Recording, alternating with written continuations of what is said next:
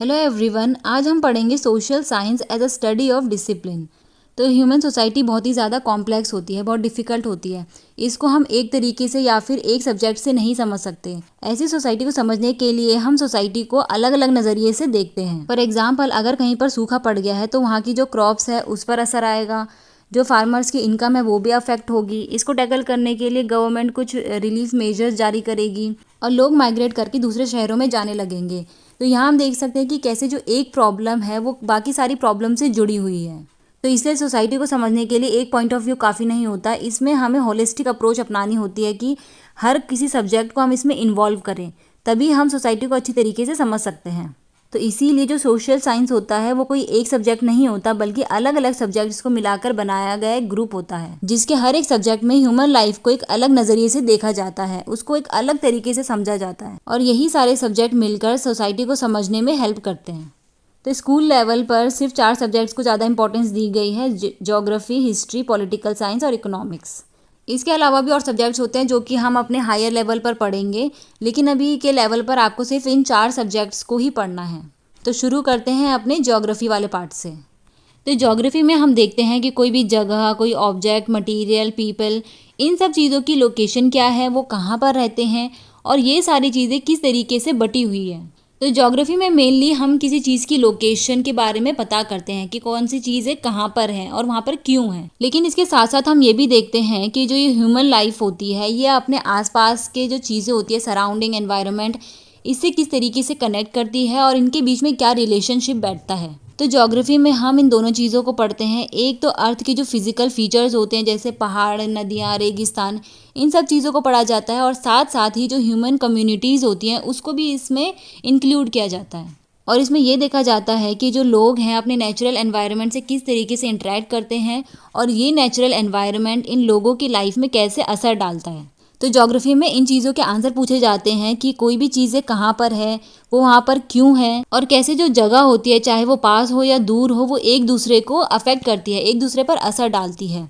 तो यहाँ से हमें पता चल रहा है कि सारी चीज़ें एक दूसरे से कनेक्टेड हैं और ये पूरी दुनिया एक दूसरे पर इंटरडिपेंडेंट है। और इन सारी चीज़ों को समझने के लिए हमें एक होलिस्टिक अप्रोच अपनानी पड़ती है। होलिस्टिक अप्रोच का मतलब होता है कि जब हम सब चीज़ों को साथ में मिलाकर पढ़ते हैं उसको हम होलिस्टिक अप्रोच कहते हैं। तो ज्योग्राफी को पढ़ने के लिए हम स्पेशल पर्सपेक्टिव और टेम्पोरल पर्सपेक्टिव को साथ में जोड़कर देखते हैं। स्पेशल पर्सपेक्टिव का मतलब होता है कि हम लोकेशन को टाइम के साथ जोड़कर देखते हैं। लोकेशन में हम ये देखते हैं कि कौन सी चीज़ें कहाँ पर है, वो मैप में कहाँ आती है, कौन से लैटिट्यूड लॉन्गिट्यूड में आती है, और साथ साथ हम ये भी देखते हैं कि वहाँ पर समय के साथ क्या चेंजेस हुए हैं। और इन चीज़ों को समझने के लिए हमें नेचुरल साइंस जैसे फिजिक्स, केमिस्ट्री, बायोलॉजी और social science, political science, economic history, इन सब चीज़ों की हेल्प लेनी पड़ती है। और इन्हीं चीज़ों को पढ़ के हम अपने क्वेश्चंस के आंसर ढूंढते हैं, जैसे कि क्यों इतने लंबे समय तक इंडिया बाकी कंट्रीज़ के साथ ट्रेड करता रहा है, उनसे कनेक्शन बना के रखा है, और कैसे जो इंडिया की कोस्ट लाइन है अफ्रीका, यूरोप, साउथ एशिया से कनेक्शन बना के रखती है। कोस्ट लाइन का मतलब होता है तट रेखा। जैसे ये जो इंडिया का ये वाला हिस्सा है, नीचे वाला, ये पानी से घिरा है, तो यहाँ से ये पूरा जो एरिया है ये कोस्ट लाइन है। तो यहीं से जो पूरा व्यापार होता है ऐसे और बाकी दुनिया से कनेक्ट किया जाता है। तो ज्योग्राफी ऐसे ही नहीं समझी जा सकती है। ज्योग्राफी को समझने के लिए कुछ टूल्स यूज़ किए जाते हैं, जैसे कि maps, globes, atlas, GIS system, infographics और अदर इंस्ट्रूमेंट्स। तो इस तरीके से सोशल साइंस में ज्योग्राफी को पढ़ा जाता है। तो ज्योग्राफी को समझने के लिए 2 चीज़ें काम करती है, एक होता है हमारा एनवायरनमेंट और एक होता है ह्यूमन लाइफ। एनवायरनमेंट में लोकेशन, डिस्ट्रीब्यूशन और भी बहुत सारी चीज़ें आ जाती हैं। तो इसमें हम क्वेश्चन पूछते हैं कि कोई भी चीज़ें कहाँ पर है, क्यों है, उसमें क्या चेंजेस होते हैं, और ये देखा जाता है कि ये दोनों चीज़ें आपस में किस तरीके से कनेक्टेड है, और इन्हीं दोनों को मिलकर बनता है हमारा ज्योग्राफी। और ज्योग्राफी को पढ़ने के लिए कुछ टूल्स यूज़ किए जाते हैं। ठीक है, तो हम आगे पढ़ते हैं। इसके बाद इसको रहने देते हैं, कुछ काम का नहीं है। अब आते हैं अपने सेकंड सब्जेक्ट पर, जो कि है हिस्ट्री। तो हिस्ट्री में हम लोगों के पास्ट को पढ़ते हैं और ये देखते हैं कि लोगों के क्या क्या एक्सपीरियंसेस रहे हैं, क्या वैल्यूज़ रही है, और समय के साथ वहाँ पर क्या क्या चेंजेस हुए हैं। तो हिस्ट्री को समझने के बहुत सारे तरीके हैं। इंडिया में जिस तरीके को फॉलो किया जाता था वो था इतिहास पुराण। तो पुराण क्या होते हैं? पुराण बुक्स होती हैं जिसमें कि स्टोरीज लिखी होती हैं। इसमें स्टोरीज़ के थ्रू जो हिस्टोरिकल इन्फॉर्मेशन हमको दी जाती है कि पास्ट में क्या होता था, किस तरीके से लोग रहते थे, इन सब चीज़ों को स्टोरी के थ्रू बताया जाता है। लेकिन इसके साथ साथ इसमें हमें कल्चरल मीनिंग भी बताया जाता है कि पहले के जो कल्चर कैसा था, लोग कौन सी भाषाएं बोलते थे और किस तरीके के फेस्टिवल्स हुआ करते थे। तो कल्चर से रिलेटेड भी चीज़ें इसमें बताई जाती है और इन पुराणों को पढ़कर ही हमें समझ में आता है कि हम कौन थे, हमारी क्या पहचान थी और हमारा क्या पर्पज़ है लाइफ का, क्या उद्देश्य है हमारा। कुछ कल्चर में मॉरल और फिलोसॉफिकल इंसाइट्स को ज़्यादा इंपॉर्टेंस दी जाती थी, मतलब कि हमें क्या चीज़ सीखने को मिलती है अपने पास्ट से, इस चीज़ पर ज़्यादा फोकस किया जाता था। और किसी में डॉक्यूमेंट्स को वेरीफाई करने को इम्पोर्टेंस दी जाती थी। और आज के मॉडर्न ज़माने में हिस्ट्री को समझने के लिए एम्पेरिकल एविडेंसेस का यूज़ किया जाता है। मतलब ऐसे एम्पेरिकल का मतलब होता है जो रियल हो, बिल्कुल जिसको एक्सपीरियंस किया जा सके। इसमें कोई हवाई बातें नहीं की जाती, कोई कहानी पर बेस्ड चीज़ें नहीं देखी जाती, जिसको एक्सपीरियंस किया जा सके, जो रियलिटी में है सिर्फ उसी को यूज़ किया जाता है। और ऐसी चीज़ों को समझने के लिए कुछ टूल्स यूज़ किए जाते हैं, जैसे कि ह्यूमन जेनेटिक, मतलब कि ये इंसान कहाँ से आया या उसके जीन्स चेक किए जाते हैं। एक टेक्निक होती है कार्बन डेटिंग, इसमें जो सामान है, जो भी चीज़ हमें मिली है उसकी ईयर पता किया जाता है, वो कितना सामान पुराना है, कब किस टाइम पर बना, इसमें ये देखा जाता है। इसके अलावा खुदाइयाँ की जाती हैं और जो अलग दूसरे साइंटिफिक मेथड होते हैं उनको भी यूज़ किया जाता है। तो हिस्ट्री को समझने के लिए क्या क्या सोर्सेज है, क्या चीज़ें हैं हमारे पास जिससे हम हिस्ट्री को समझ सकते हैं। तो मेनली दो तरीके के सोर्सेज होते हैं, एक होता है लिटरेरी सोर्सेज और एक होता है आर्कियोलॉजिकल सोर्सेज। लिटरेरी सोर्सेज वो होते हैं जिसमें हमें लिख कर कुछ पता चलता है, हिस्ट्री के बारे में पता चलता है, वो लिटरेरी सोर्सेज होते हैं। और दूसरे होते हैं आर्कियोलॉजिकल सोर्सेज, इसमें हमें खुदाई में कुछ चीज़ें मिलती हैं, चीज़ों को ढूंढ कर पता किया जाता है। तो अगर हम लिटरेरी ट्रेडिशंस की बात करें तो इसमें आते हैं ट्रैवलॉग्स, मेमोयर, कॉरेस्पॉन्डेंस। देखो, ट्रैवलॉग का मतलब होता था जब कोई एक इंसान एक कंट्री से दूसरी कंट्री में जाता है और वहाँ की जो चीज़ें हैं, वहाँ के कल्चर को जब वो एक नोटबुक पर या फिर कहीं पर लिख देता है, उसको हम ट्रैवलॉग कहते हैं। तो लोगों ने जैसे दूसरी जगहों को एक्सप्लोर किया, वहाँ के कल्चर्स को देखा, तो उसको कहीं पर लिख दिया और वही जब सोर्सेज मिलते हैं तो उनको ट्रैवलॉग्स कहा जाता है। मेमोयर का मतलब होता है कि अगर कोई अपनी किसी भी लाइफ इवेंट के बारे में कुछ लिखे या फिर कोई एक एक्सपीरियंस के बारे में लिखे तो उसको मेमोयर कहा जाता है। कॉरेस्पॉन्डेंस का मतलब होता है कि चिट्ठी लिखना, अगर कोई इंसान दूसरे इंसान को चिट्ठी लिखता है तो उसको कॉरेस्पॉन्डेंस कहा जाता है। जीनेलॉजिकल रिकॉर्ड्स वो रिकॉर्ड्स होते हैं जिसमें कि पूर्वजों के बारे में वंशावली लिखी होती है कि ये इसका बेटा है, ये इसका बेटा है, ये इसका बेटा है, तो ऐसे करके पूरे ही पूर्वजों के बारे में लिखा जाता है। फोकलोर और ओरल ट्रेडिशन, इसका मतलब होता है कि जो पुराने गाने होते हैं जैसे कि लोक कथाएँ, डांसेस, पेंटिंग्स, कल्चर, ये सब चीज़ें होती हैं और इनको अगर ओरली करके आगे बढ़ाया जाता है तो इनको ओरल ट्रेडिशन कहा जाता है। रिवेन्यू डॉक्यूमेंट का मतलब होता है कि जिसमें ये लिखा जाता था कि यहाँ पर इसकी ज़मीन है, इस पर इतना टैक्स लगेगा, इतना रिवेन्यू रहेगा, तो उसको रिवेन्यू डॉक्यूमेंट्स कहा जाता था। तो यहाँ पर लिखा हुआ है, आप यहाँ पर पढ़ सकते हैं। इसके अलावा दूसरी चीज़ होती थी आर्कियोलॉजिकल सोर्सेज। तो पहला है मोन्यूमेंट। मोन्यूमेंट मतलब होता है कि किसी चीज़ को याद करके या फिर किसी घटना को याद करके बनाई गई चीज़ होती है, इमारत होती है, उसको मोन्यूमेंट कहा जाता है। दूसरा है आर्किटेक्चरल स्ट्रक्चर। किसी चीज़ को बनाने का एक खास डिज़ाइन जो होता है उसको हम आर्किटेक्चरल स्ट्रक्चर कहते हैं। वो भी एक इमारत ही होती है लेकिन उसमें जो डिज़ाइंस होते हैं उसको हम आर्किटेक्चरल स्ट्रक्चर्स कहते हैं। एक्सकेवेटेड साइट्स मतलब कि खुदाई के टाइम पर जो चीज़ें या जगह मिलती है या फिर गुफाएं मिलती हैं उनको हम एक्सकेवेटेड साइट्स कहते हैं। फिर है आर्टिफैक्ट्स। आर्टिफैक्ट्स मतलब कि हाथों से बनाई गई जो चीज़ें होती हैं उनको हम आर्टिफैक्ट्स कहते हैं। ऑब्जेक्ट्स और भी कोई चीज़ें हो सकती हैं। स्कल्पचर या पेंटिंग, जो मूर्तियाँ होती हैं उनको हम स्कल्पचर्स कहते हैं। मूर्ति पत्थर की हो सकती है या फिर किसी भी मेटल की हो सकती है, और पेंटिंग पता ही है आपको। तो ये होते हैं दो सोर्सेज, लिटरेरी और आर्कियोलॉजिकल सोर्सेज। और इन सब चीज़ों को समझने के लिए इंस्ट्रूमेंट्स का यूज़ किया जाता है और लेबोरेटरी में टेस्टिंग की जाती है। यहाँ पर कुछ पिक्चर्स दी गई हैं लिटरेरी सोर्स को समझाने के लिए। पहला है ये सामवेद मैन्यूस्क्रिप्ट। मैन्यूस्क्रिप्ट का मतलब होता था कि जो हाथ से जो चीज़ें लिखी जाती थी उसको मैन्यूस्क्रिप्ट कहते थे। तो ये एक सामवेद की मैन्यूस्क्रिप्ट है। तो नीचे वाली है, यहाँ पर भी एक मैन्यूस्क्रिप्ट दी गई है जो कि तिरुकुरल की है। यहाँ पर लिखा गया है तमिल टेक्स्ट। अब आप मुझे कमेंट सेक्शन में ये बताना कि जो तमिल है वो कहाँ की भाषा है। ये एक टेराकोटा का फिगर है जो कि सिंधु सरस्वती सिविलाइजेशन से मिला है, मतलब इंडस वैली सिविलाइजेशन से मिला है। टेराकोटा का मतलब होता है कि मिट्टी से बनी हुई चीज़ है, ठीक है, ये पकी हुई मिट्टी से बनी है तो उसको हम टेराकोटा कहते हैं। ये एक मूर्ति है विष्णु भगवान की जो कि 12th सेंचुरी में बनाई गई थी। इसके आगे हम देखते हैं, देखो एक होता है एपिग्राफिक सोर्स और एक होता है न्यूमिस्मेटिक। इसके अलावा भी और बहुत सारे होते हैं। तो ये जो दोनों चीज़ें हैं ये भी हमारी आर्कियोलॉजिकल सोर्स के अंडर ही आएंगी। तो एपिग्राफी का क्या मतलब होता है, देखो पहले तो देखो इंस्क्रिप्शन का क्या मतलब होता है। देखो इंस्क्रिप्शन का मतलब होता है टेक्स्ट, लेकिन ये जो चीज़ें लिखी गई हैं ये किसी कॉपी पे या फिर किसी लीफ में नहीं लिखी गई हैं, ये लिखी जाती हैं बड़े बड़े पत्थरों पर, धातुओं पर, दीवारों पर, तो उसको हम इंस्क्रिप्शंस कहते हैं। और इसी इंस्क्रिप्शंस की स्टडी को हम एपिग्राफी कहते हैं। तो ये 2 एपिग्राफी के सोर्सेज हमको मिले हैं। तो ये जो पहला वाला है गुप्ता के टाइम का है, इसमें ब्राह्मी इंस्क्रिप्शन में कुछ लिखा गया है, ये एक पिलर का एक हिस्सा है, ठीक है, और इसमें ब्राह्मी इंस्क्रिप्शन में लिखा गया है। दूसरा वाला ये विरूपाक्ष टेम्पल में रखा गया है, इसको जो वहाँ का उस टाइम का राजा थे कृष्णदेव राय ने लिखवाया था, और ये कन्नड़ इंस्क्रिप्शन में लिखा गया है। अब आप कमेंट सेक्शन में ये भी बताना कि जो कन्नड़ भाषा है कहाँ की भाषा है। इसके बाद दूसरा है न्यूमिस्मेटिक सोर्स। न्यूमिस्मेटिक का मतलब होता है सिक्कों के बारे में स्टडी करना।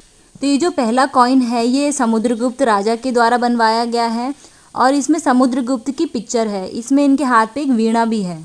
और ये जो दूसरा वाला है ये जहांगीर ने बनवाया था, इसमें जो धनु राशि होती है उसकी पिक्चर है।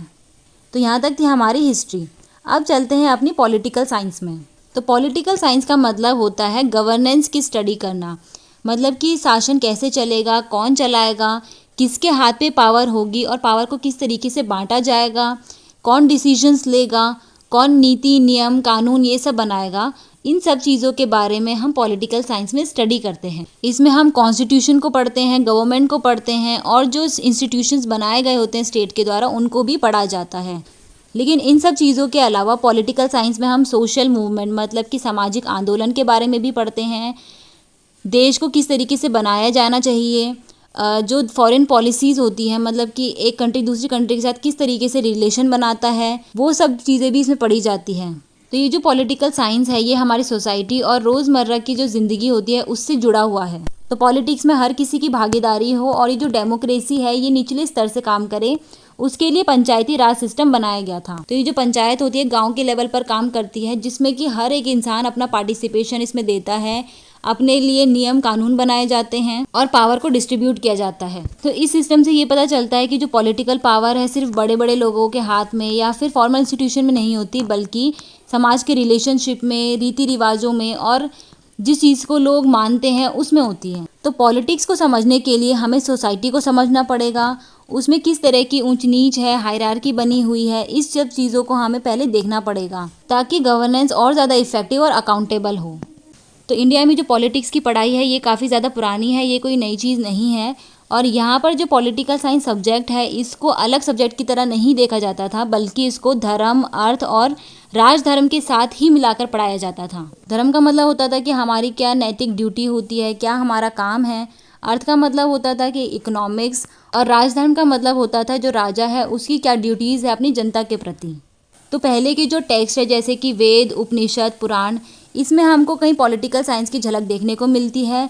इसमें जस्टिस, अथॉरिटी, सोशल ऑर्डर, इन सब चीज़ों को डिस्कस किया जाता है, और राजा और लोगों की क्या जिम्मेदारियां हैं उनके बारे में भी बताया जाता है। उसके बाद महाभारत और शुक्र नीति में भी हमें थोड़ा बहुत पॉलिटिकल साइंस की झलक देखने को मिलती है। इसमें हमें गवर्नेंस, लॉ और एथिकल लीडरशिप के बारे में बताया गया है। लेकिन पॉलिटिकल साइंस को समझने के लिए जो बिल्कुल ऑथेंटिक और रियल बुक है वो है अर्थशास्त्र। अर्थशास्त्र किसने लिखी है ये भी आप कमेंट में बताना, ये हमने पहले भी पढ़ा हुआ है। तो इसमें बहुत डिटेल में लिखा गया है कि कैसे एक देश को चलाना चाहिए, किस तरीके से टैक्स को कलेक्ट करना चाहिए, किस तरीके से आर्मी को मेंटेन करना चाहिए, और कैसे जो रूलर है वो लोगों की भलाई के बारे में सोच सकता है। तो इंडियन पॉलिटिकल साइंस में भी एक होलिस्टिक अप्रोच अपनाई जाती है। इसमें पॉलिटिक्स के साथ साथ economics, social life, morality, defence, इन सब चीज़ों को इंक्लूड किया जाता है, और पावर को एक फ़ायदे की तरह ना देकर बल्कि एक जिम्मेदारी की तरह देखा जाता है। तो ये जो हमारा ट्रेडिशन चला हुआ आता है ये हमें हेल्प करता है पंचायती राज जैसे इंस्टीट्यूशन को समझने में, और हमें किस तरीके से अपने इंडिया की डेमोक्रेटिक को आगे ले जाना चाहिए और उसको और बेहतर बनाना चाहिए, उसमें भी हमको हेल्प करता है। इसके बाद है इकोनॉमिक्स। देखो पूरी दुनिया में जो चीज़ें हैं वो लिमिटेड है, कोई भी चीज़ें अनलिमिटेड नहीं है।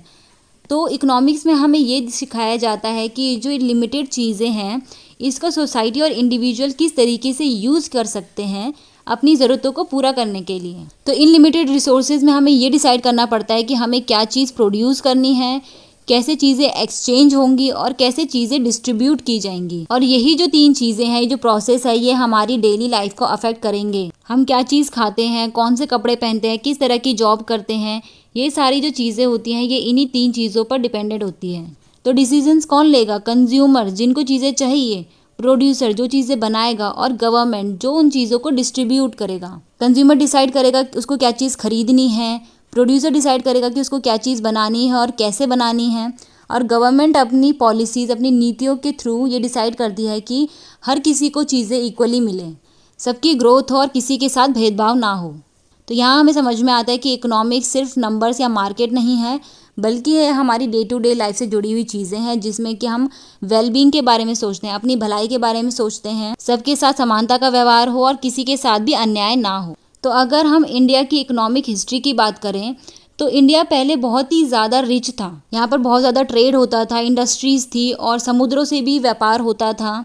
लेकिन जब कॉलोनियल रूल आया, जब अंग्रेज़ों का शासन यहाँ पर हुआ, तो ये सारी चीज़ें बंद हो गई। इन अंग्रेज़ों ने इंडिया को बहुत ज़्यादा लूटा, यहाँ पर बहुत गरीबी आने लगी, अकाल पड़ने लगे और जो इंडस्ट्रीज़ है वो पूरी तरीके से बंद हो गई। इंडिपेंडेंस के बाद से गवर्नमेंट ने काफ़ी ज़्यादा कोशिश करी कि अपनी इकोनॉमी को रिवाइव किया जा सके, उसको दोबारा से बनाया जा सके, और ऐसा हुआ भी है। इंफ्रास्ट्रक्चर में इम्प्रूवमेंट देखने को मिली है, एजुकेशन और टेक्नोलॉजी में और ज़्यादा बढ़ोतरी हुई है, गरीबी में कमी देखने को मिली है और लाइफ एक्सपेक्टेंसी में बढ़ावा देखने को मिला है। फिर भी कुछ चीज़ें बाकी है, जैसे कि इनकम को बढ़ाना और हर किसी को ग्रोथ का फ़ायदा मिले, ये सब चीज़ें अभी भी थोड़ी बहुत बाकी हैं। तो इकोनॉमी को डेवलप करने का ये एक सेंट्रल गोल है। तो इकोनॉमिक्स से हमें ये समझने में मदद मिलती है कि हमने क्या चीज़ अचीव कर ली है और क्या क्या चैलेंजेस अभी बाकी हैं। इसके अलावा इकोनॉमिक्स से हमें ये भी पता चलता है कि हमें अपने रिसोर्सेज को किस तरीके से यूज़ करना चाहिए ताकि वो हर किसी के यूज़ आए और फ्यूचर में भी लोगों के लिए बचे रहें। इसको हम सस्टेनेबल ग्रोथ के नाम से जानते हैं। सस्टेनेबल ग्रोथ का मतलब होता है कि जो भी रिसोर्सेज हमारे पास हैं हम उनको अच्छी तरीके से यूज़ करें ताकि हमारी भी ज़रूरत पूरी हो सके और आगे आने वाली जो फ्यूचर जनरेशन है उनके लिए भी ये बच सके। तो यहाँ तक थी हमारी इकोनॉमिक्स। तो आज के टॉपिक में हमने सोशल साइंस के अंदर आने वाले जो मेन 4 सब्जेक्ट होते हैं उनको कवर किया। अगर इससे रिलेटेड कोई भी डाउट है तो आप मुझसे कमेंट सेक्शन में पूछ सकते हैं। मिलते हैं अपनी नेक्स्ट वीडियो में। Till then take care and subscribe to my channel. Thank you.